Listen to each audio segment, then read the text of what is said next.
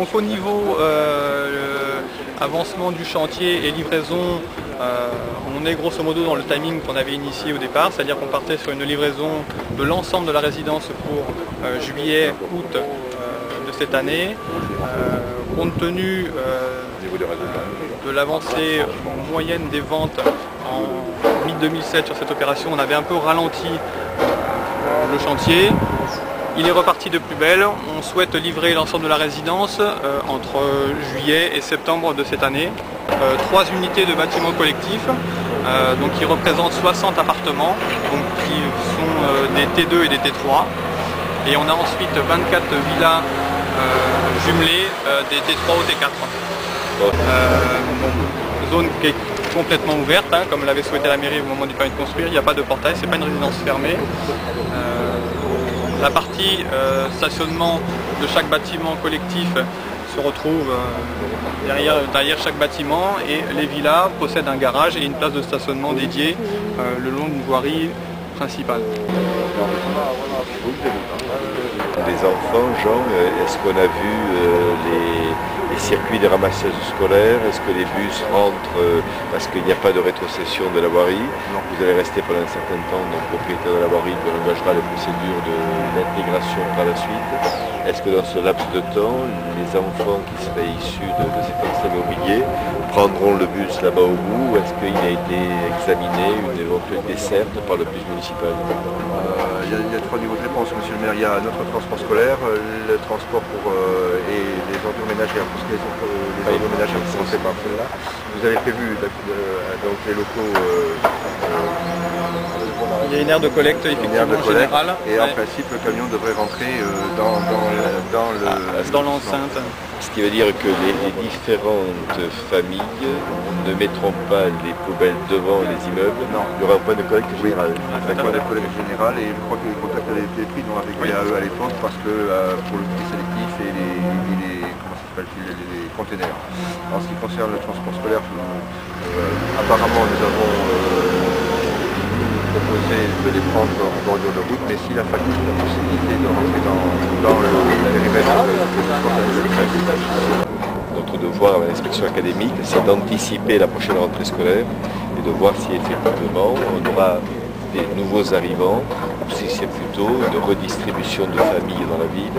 Est-ce que vous êtes en mesure, dans les semaines qui viennent, de nous donner, au moins pour les gens qui achètent, les profils de famille, sans, si ça pose un problème de confidentialité, connaître l'état civil, mais que l'on ait au moins d'informations, père, mère, grand-mère, 3 enfants, etc. Constitution des foyers, disons. Oui, ça doit être faisable sur la partie accession, effectivement, hein, qu'il faudra évaluer ensuite, faire une extrapolation sur l'ensemble de la résidence, hein, puisque une grande partie quand même des logements sont destinés à l'accession, à la défiscalisation. Quelles sont les incidences de ce programme immobilier sur les effectifs des écoles, que ce soit école maternelle, école primaire publique ou école privée, et puis aussi sur les effectifs de nos 2 collèges et des lycées? C'est une interrogation, mais au moment où nous faisons le recensement dans la ville. Donc c'est aussi intéressant que vous puissiez nous passer ça. Question. D'abord, nous avons été relativement sages avec Billor. Il n'y a pas eu d'excès dans les investissements défiscalisés. Nous avons depuis longtemps développé une stratégie à plusieurs niveaux. C'est l'accession à la propriété pavillonnaire, et ça continue à bien fonctionner à Vic. 2, des négociations avec les bailleurs sociaux qui nous ont amenés à sortir les projets Cougette, derrière chez Cougette, voilà, dont tout ceci a été fait. Et 3, tenter avec un investisseur, en l'occurrence le groupe Caillot, une opération de défiscalisation un peu plus importante. Donc nous avons essayé de protéger des équilibres vicois, et notamment spatialement, en encourageant le groupe à être le plus près possible des centres-villes et non pas sur des programmes périphériques qui peuvent poser problème dans une petite ville comme Vic. Et vous avez vu qu'ici, nous sommes quand même près de l'école maternelle, de Champion, de centre-ville, avec effectivement une stratégie spatiale à laquelle on tient. Donc pour résumer, sagesse confirmée, et maintenant il appartient au groupe de nous tenir informés des commercialisations. C'est satisfaisant pour l'instant. Il faudra faire un bilan sans complaisance au mois d'août prochain pour voir effectivement quel est le taux de commercialisation de ce produit. Actuellement, il y a une vraie demande de logement sur Vic. Oui, je n'ai pas fait le point sur la liste d'attente, mais pendant ces dernières années, j'avais en permanence entre 60 et 80 demandes de logement non satisfaites sur des typologies très différentes. C'est-à-dire à la fois la personne âgée qui recherche un rez-de-chaussée. Combien avez-vous de rez-de-chaussée ici? C'est important. Les bâtiments. Dans les bâtiments particuliers. Oui, dans les bâtiments collectifs, on va avoir 4 rez-de-chaussée par hall d'entrée.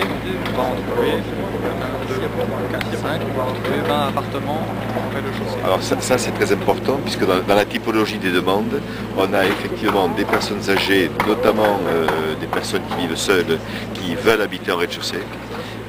Escalier, absence d'ascenseur, toutes ces choses-là.